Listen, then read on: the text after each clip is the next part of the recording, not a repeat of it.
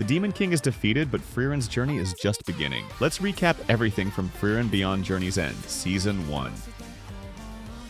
The story opens after the Demon King is defeated. Frieren and the hero party return to the royal capital, receive honors, and watch the Era meteors. Soon after, the party disbands, and Frieren leaves to travel the continent for decades, collecting spells. 50 years later, Frieren returns and reunites with an aged Himmel, retrieves a relic from him, and gathers the party once more to watch the Era meteors at a distant lake. Shortly after this final journey, Himmel dies and the remaining heroes attend his funeral. Despite only traveling with Himmel for only 10 years, Frieren breaks down, regretting that she never knew him better. Hyder and Aeson comfort her. Frieren continues traveling alone, determined to better understand humans. 20 years later, she visits Hyder, who is still alive and caring for a war orphan named Fern. Hyder asks Frieren to decipher an ancient grimoire about immortality and resurrection, and she agrees. He also convinces Frieren to teach Fern magic. Frieren mentors Fern, focusing on long-range magic and mana control. Fern trains relentlessly over 4 years, especially after Hyder falls ill. She finally succeeds in hitting the distant rock, while Frieren finishes Uig's grimoire, confirming it holds no immortality or revival magic. Hyder reveals his true aim was to prepare Fern to travel with Frieren without holding her back. Hyder later dies and Frieren and Fern leave the city together. Frieren and Fern travel as mage partners,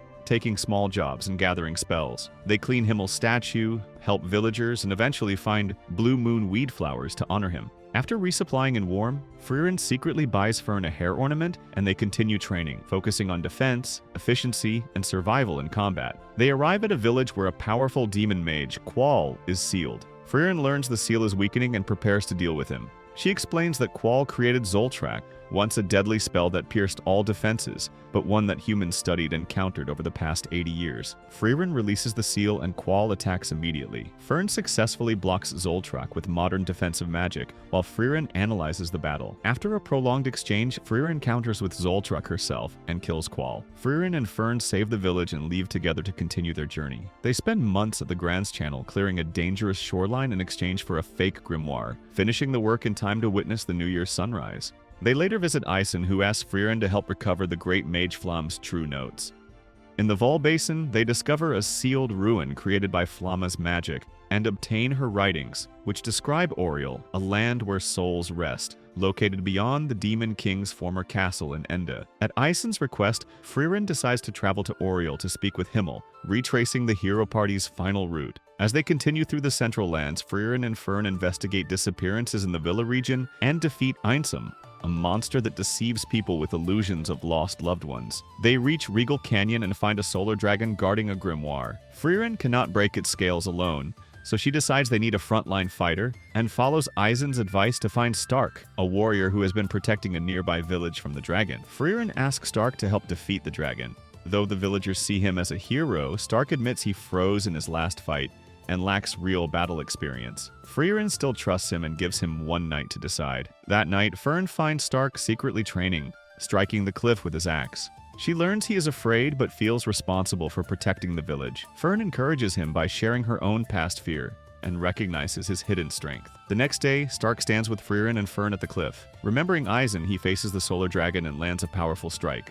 Frieren stops Fern from attacking and reveals the dragon is already dead. Impressed, Stark decides to join their journey. The trio reaches Wall, blocked by a magical barrier. While Frieren researches magic, Stark and Fern explore the city for a way past it. Frieren eventually gains official permission, and the group continues north toward the remnants of the Demon King. They acquire a grimoire supposedly by Flamme, which Frieren judges a clever forgery, reflecting on his legacy as Fern and Stark pamper her. They clear a landslide on Eng Road caused by demon skirmishes, then visit a town celebrating the hero party's victory with statues honoring them. In Graf Granat's domain, Frieren senses demons and prepares to fight but is captured and imprisoned after a tense encounter. In prison, she explains to Fern and Stark that demons cannot communicate honestly and only use words to deceive, recalling how Himmel once hesitated to kill a demon child. At the same time, Graf Granat struggles with grief over his dead son, while the demon Lugner studies the town's weaknesses.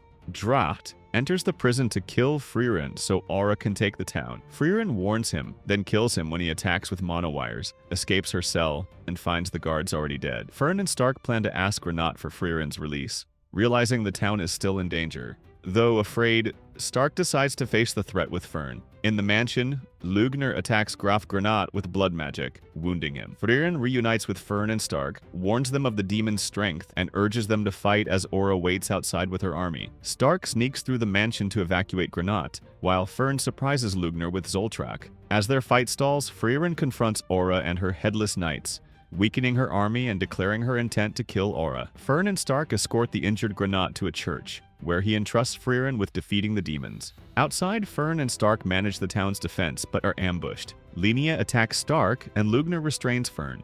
Drawing on their training, Fern overwhelms Lugner with speed and precision, while Stark defeats Linnea using Lightning Strike. A flashback reveals Frieren's training under Flamma, where she learned to suppress her mana and deceive demons who rely on raw power. Back in the present, Aura uses Auserles to weigh their souls, but Frieren reveals her true mana, breaks Aura's control, and forces her to kill herself. After the battle, Frieren prays for the fallen soldiers, is pardoned for the prison incident, and reunites with Fern and Stark. The town recovers, the trio rests and celebrates, and they prepare to continue their journey north. While traveling through the Schwer Mountains, they stay 6 months with Kraft, a stranded elf monk, training, surviving the blizzard, and bonding over meals and conversations. Frieren reflects on her past and mana control.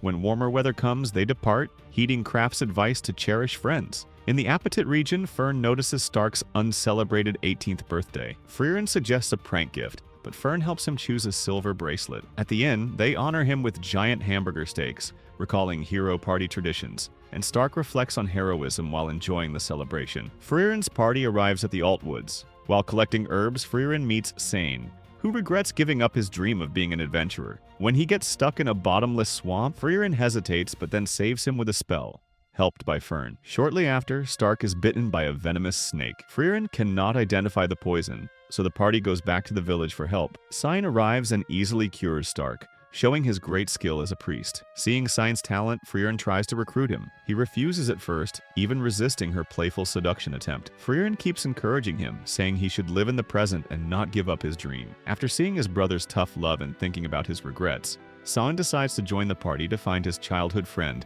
and follow his adventuring dream. The party prepares to leave the village, now with Sine as a member, and continues north toward heaven, leaving the villagers behind. In the Rod region, Stark argues with Fern over her birthday.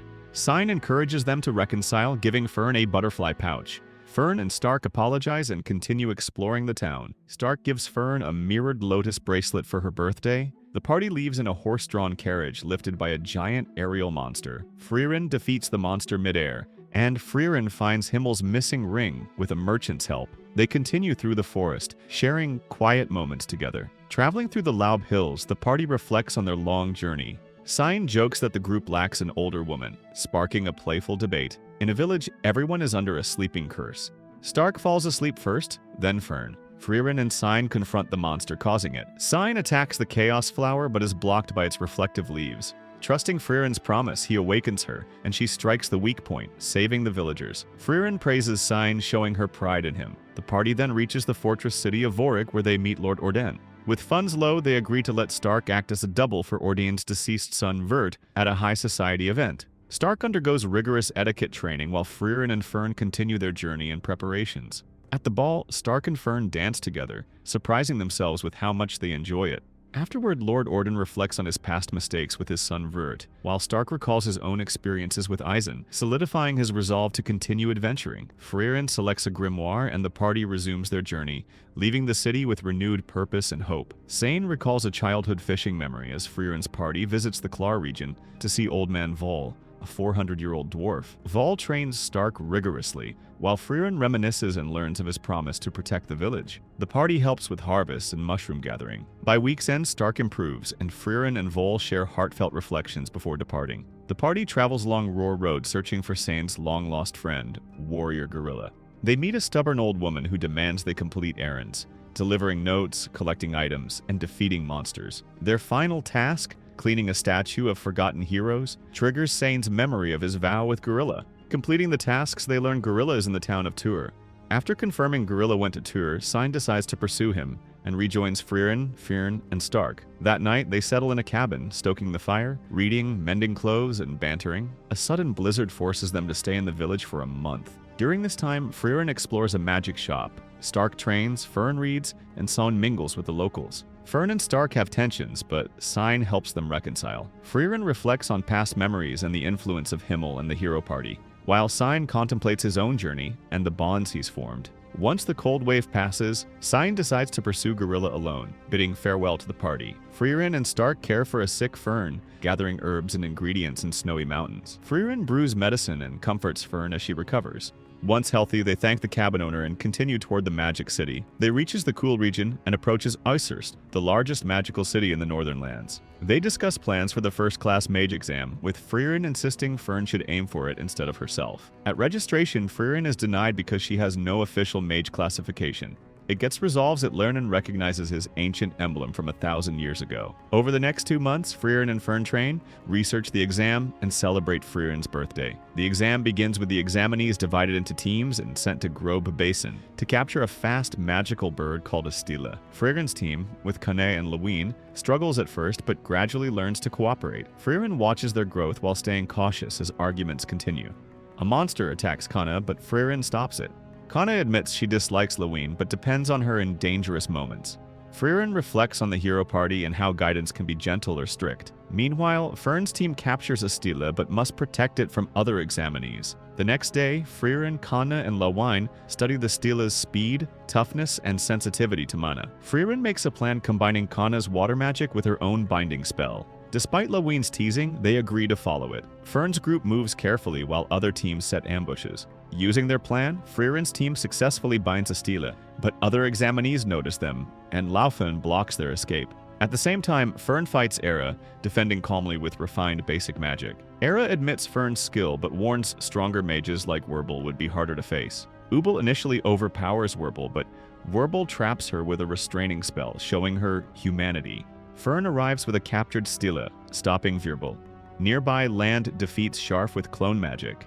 Verbal and Aura regroup after Fern defeats Aura, and Aura recalls Verbal's bravery. Elsewhere, Laufen steals Frieren's team's stela. Denken recognizes Frieren's fame, discussing how skill and life matter more than rank. Richter uses earth magic to separate Frieren and Denken for a duel. Frieren fights Denken fiercely, defending carefully while using close-range attacks. She outlasts him, captures Laufen, and retrieves the stela.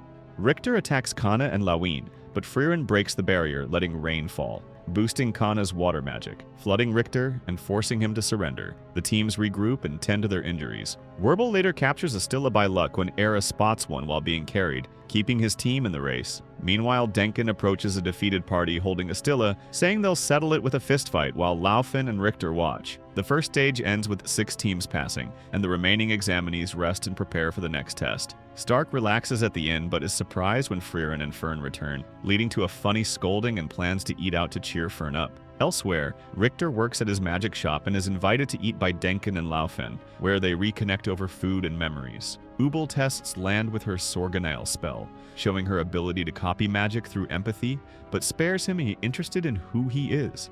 At the restaurant, Frieren's group enjoys a big meal, lifting Fern's mood and strengthening their bond. Stark meditates nearby while Kana and Lewin explore the city, shop, and tease each other. Everyone later meets at the inn to share sweets and laugh together. At the end, letters arrive explaining the second stage of the exam, warning that candidates may face each other, and exam proctors Janao and Sense discuss how difficult the next test will be.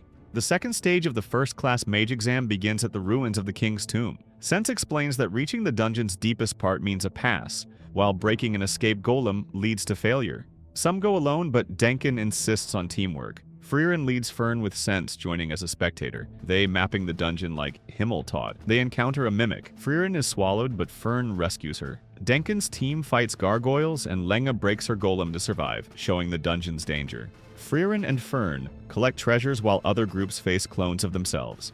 Denken's team defeats Laufen's clone.